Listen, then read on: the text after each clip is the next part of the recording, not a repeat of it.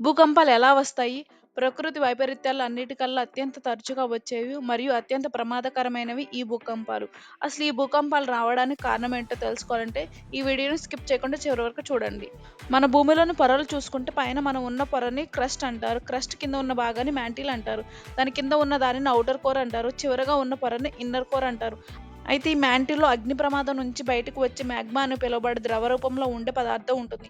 ఈ మాగ్మా మీద మనం ఉండే క్రస్ట్ అనే భాగం ఉంటుంది. అయితే మనం అందరం అనుకున్నట్లు భూమి అంతా ఒక భాగంగా ఉండదు. ముక్కలు ముక్కలుగా విడిపోయి ఉంటుంది.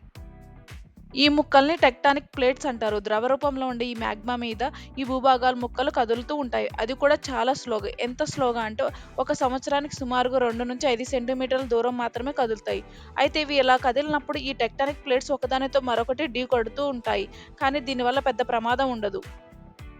కాకపోతే ఒక్కొక్కసారి ఒకదానికొకటి ఢీకొట్టడం లేదా ఒకదానికొకటి రాసుకోవటం జరుగుతుంది. ఆ టైంలో భూకంపాలు వస్తాయి. ఒక్కొక్కసారి టెక్టానిక్ ప్లేట్స్ పిలువబడే ఈ 2 భూభాగాలు గుద్దుకున్నప్పుడు ఆ ప్రెషర్‌కి అక్కడే ఉండే భూభాగాలు బలంగా నొక్కబడడం వల్ల అప్పుడు ఆ భూభాగం పైకి లేచి కొండలుగా, పర్వతాలుగా ఏర్పడతాయి. ఇప్పుడున్న పెద్ద పెద్ద పర్వతాలన్నీ కొన్ని మిలియన్ సంవత్సరాల క్రింద అలా ఏర్పడినవి. ఈ విధంగా మాగ్మా మీద తేలుతున్న భూభాగాలు కదులుతూ ఒకదానికొకటి గుద్దుకోవడం లేదా దూరంగా జరగడం లేదా ఒకదానికొకటి రాసుకుంటూ వెళ్ళడం వల్ల ఈ భూకంపాలు వస్తాయి.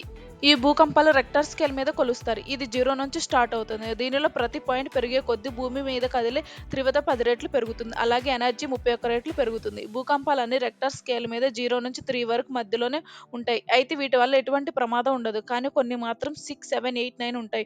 వీటి వల్ల చాలా ప్రమాదం ఉంటుంది.